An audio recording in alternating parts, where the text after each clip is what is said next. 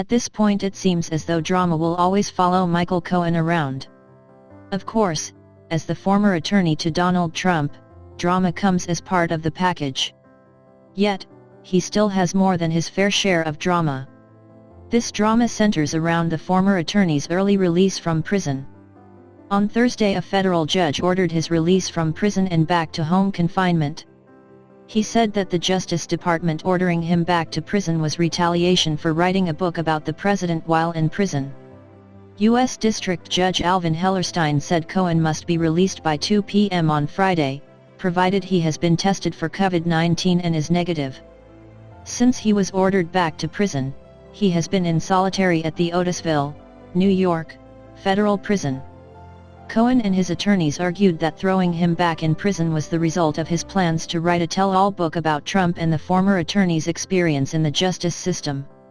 He claimed it would give examples of the president making racist and anti-Semitic comments. They further alleged that a gag order that was part of the conditions for his release was a violation of his constitutional rights.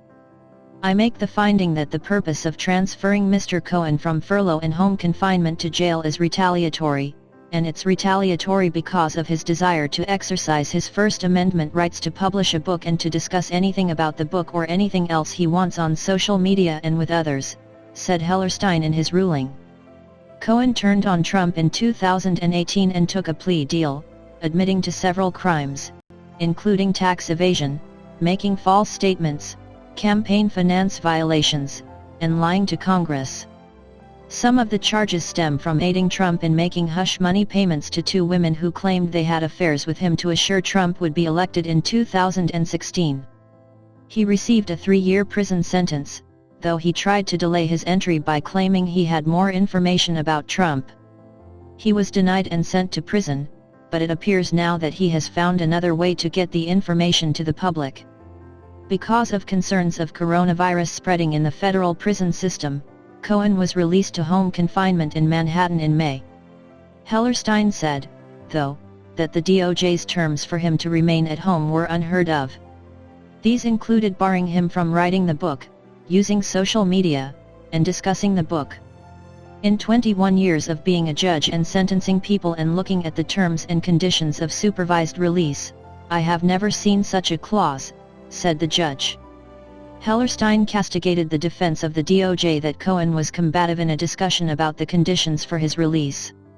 A probation officer, Adam Pekula, said in an affidavit that he was not aware that Cohen was writing a book at the time he presented him with the agreement. Pekula claimed Cohen objected to other terms in the agreement, including the need for pre-approval to find a job and that he would be barred from communicating with other felons. He also said the former attorney objected to not being able to do his own grocery shopping. He said he shared Cohen's concerns and behavior with the Bureau of Prisons officials, and it was determined that he needed to be remanded. Assistant U.S. Attorney Allison Rovner told the court that Cohen's attorney, Jeffrey Levine, tried to negotiate with Pekula regarding the requirement of wearing an ankle monitor, seeing it as a condition reserved for violent criminals. The judge didn't see anything wrong with the attorney trying to negotiate for his client, and the attempt to debate the terms shouldn't have been a reason to send him back to prison. What's an attorney for if he is not going to negotiate an agreement with his client? Asked the judge. One of Cohen's attorneys, Donya Perry, referred to the ruling as a victory for the First Amendment.